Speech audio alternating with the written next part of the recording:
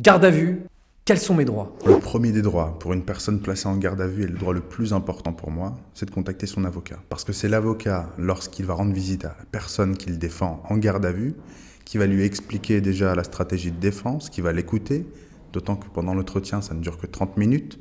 Donc il faut à la fois écouter, conseiller, préparer, expliquer quels sont les autres droits, ce qu'il a le droit de dire, de faire, de ne pas faire, et expliquer la plénitude des droits qui lui ont été notifiés, c'est-à-dire le droit de garder le silence, le droit de ne pas s'auto-incriminer, le droit d'aller voir un médecin, le droit de prévenir un tiers, un membre de la famille et ou l'employeur. Simplement lui donne un formulaire à signer qu'elle ne lit généralement pas. Donc le premier des droits, et je le répète, c'est super important, le premier des droits d'un gardé à vue, c'est d'avoir son avocat. Et c'est son avocat qui lui expliquera absolument tout ce qu'il peut faire ou ne pas faire. L'avocat sera contacté par la police et ils détermineront ensemble l'heure à laquelle l'avocat devra venir pour l'assister dans le cadre de son audition.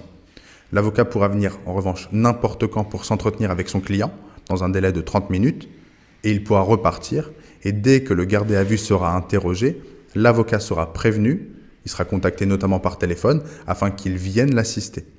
Ça signifie une chose, ça signifie que lorsque l'avocat est appelé, il n'est pas appelé pour 48 heures si la garde à vue doit durer 48 heures. Il est appelé simplement pour les moments où il est censé l'assister en entretien et durant les auditions.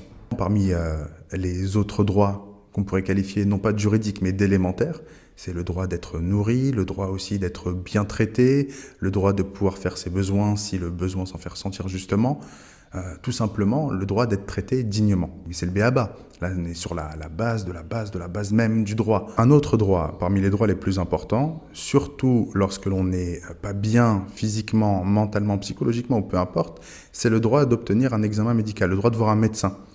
C'est le médecin de la police. Évidemment, le médecin sera chargé de déterminer si l'état du gardé à vue est compatible ou non avec la contrainte qui est exercée. C'est très important parce que si vous n'êtes pas en état de subir la garde à vue, il appartiendra à ce médecin de vous déclarer votre état incompatible avec la mesure de garde à vue, ce qui conduira à votre libération automatique. À partir du moment où on a demandé à voir un médecin, le médecin doit être vu dans un délai de 3 heures. Ça ne bloque absolument pas toutes les opérations de police. Le seul droit qui est susceptible de bloquer l'interrogatoire du gardé à vue, c'est le droit de demander un avocat.